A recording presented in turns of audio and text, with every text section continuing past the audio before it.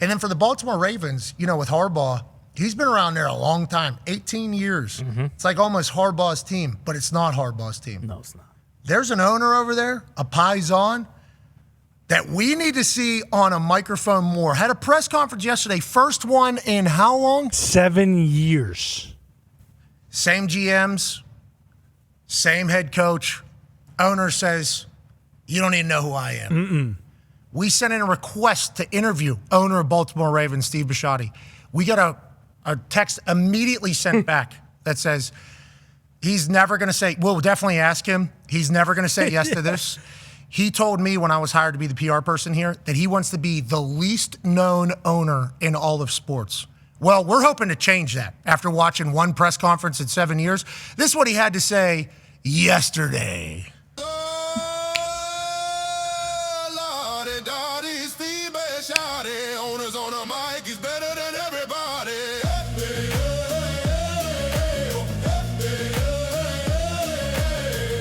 When it's all said and done, how much of a say will Lamar have in the head coach selection? A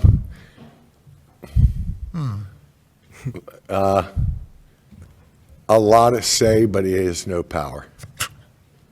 Okay. I have the power. They have opinions, and I want them all.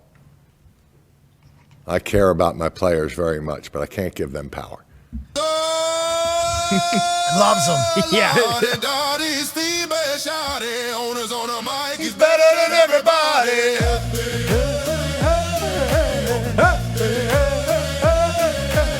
If Tyler Loop makes that field goal, is John Harbaugh still here coaching this team? For a week.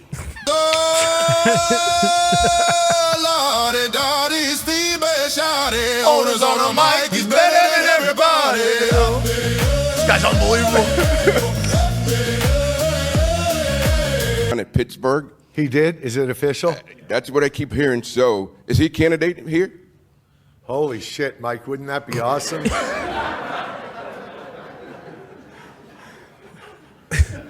Only if John takes the Pittsburgh job. Wow, wouldn't that be interesting? I don't know, that thing last week maybe disqualified him for my opening after our kicker missed a kick to let them advance.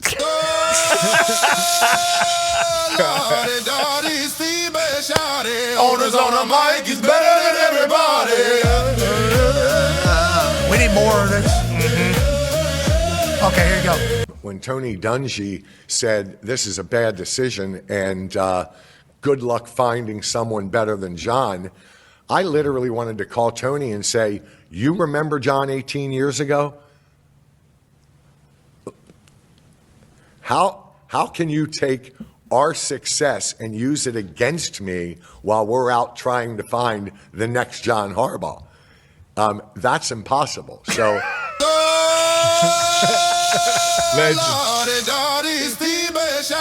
Owners on the mic, he's better than everybody. This guy's unbelievable. The best. well, I'm not passing it down to the family. Okay. I made that decision 25 years ago. I don't think that's healthy for my family. I've seen families feud and ruin over these damn teams, and I was determined not to do it.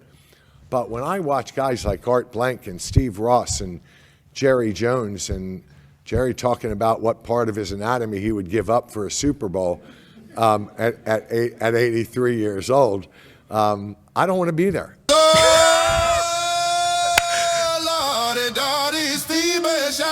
Horners on the mic, he's better than everybody. Thank you, Steve, for doing that. First press conference in 7 years, that guy. I'll tell you what, if I'm a head coach, I want to head over to Baltimore to coach for that guy. Oh, yeah. And you got Lamar Jackson. Yes. And you got all the weapons on offense. And you got a fan base in a stadium that's ready to explode for every single game. We need Bisciotti on a mic more. That was unbelievable. Did have a little hint of, is that Jim Irsay up there speaking? Yeah. And I appreciate the fact that he had to do a presser, I assume. I think he felt like it. He said a lot of things in there. I'm not passing it down to the family. Yeah, I made that decision 25 years ago. I saw these psychos trying to kill each other for this team, and I'm like, it's a football team. We're not really doing that. So my kids have known their entire life, you ain't getting it. If you want it, you need to do something else. Him talking about his players, they have say. They don't have power, though. No. Like, I want opinions, certainly. All of them. But I'm the one. I have all the power. And then Tony Dungy says, well, good luck finding it. I already did. I'm the one that found John Harbaugh. Everything he said was perfect. Do you know him? You played for the Ravens, obviously. Is he around? Like, what? This Bisciotti character, I'm telling you, maybe he doesn't want anybody to know anything about him. What we were trying to say to Baltimore is we need to learn more about this guy. He is awesome. Yesterday was incredible, the way he addressed everything, told the truth, and also a lot of jokes in there, a lot of levity in that thing. No, he's incredible. And when he shows up at practice, he's just one of the guys. And like I said, he comes 3 times a year. He's not around very much. And that's the way I think owners should be. When they start sticking their nose, listen, he was not a football guy.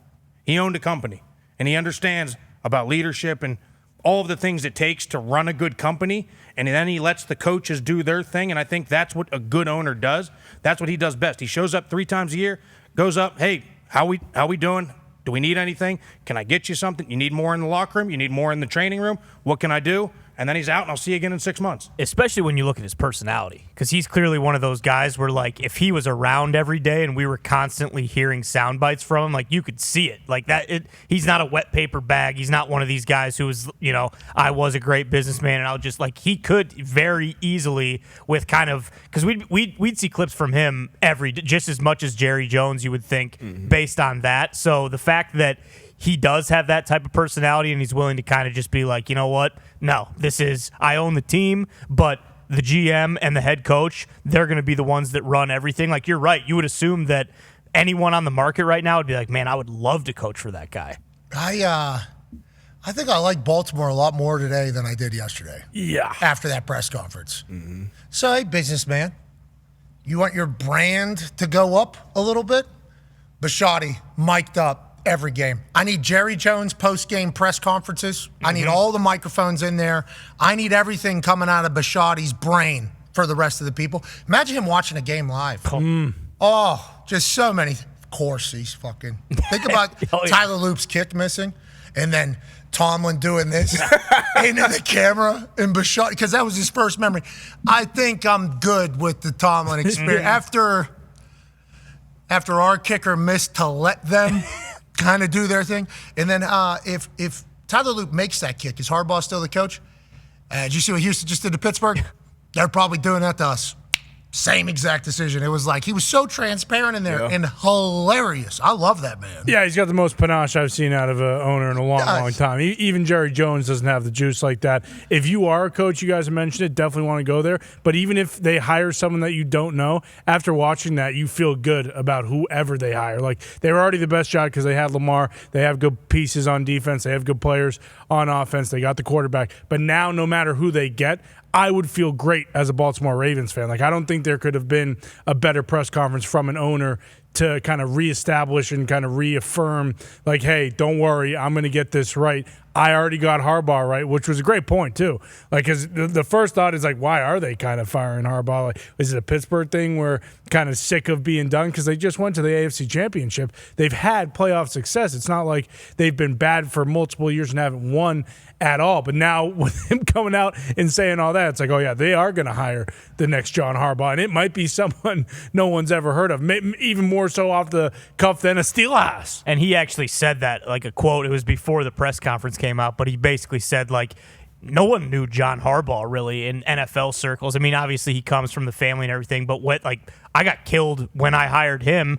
He was like, I think you as an owner, like, you need to be willing to go find someone that no one else is looking at or no one else wants. Otherwise, you're just going to do what the masses are doing. He also said that he would not be scared to hire somebody that it didn't work out somewhere else. Yes. He also mentioned that. He said, just because it didn't work out in another building doesn't make me believe that it won't work out here. He said that in there as well. So he's keeping it completely open. Cliff Kingsbury was in there interviewing for the job. I assume there's going to be a lot of people in there interviewing for the job. Flores, B-Flow, obviously go defense over there in the AFC North. Pittsburgh Steelers fans are hoping to God for Chris Shula out of the Los Angeles Rams. Shula and Steelhouse. That's what they're saying.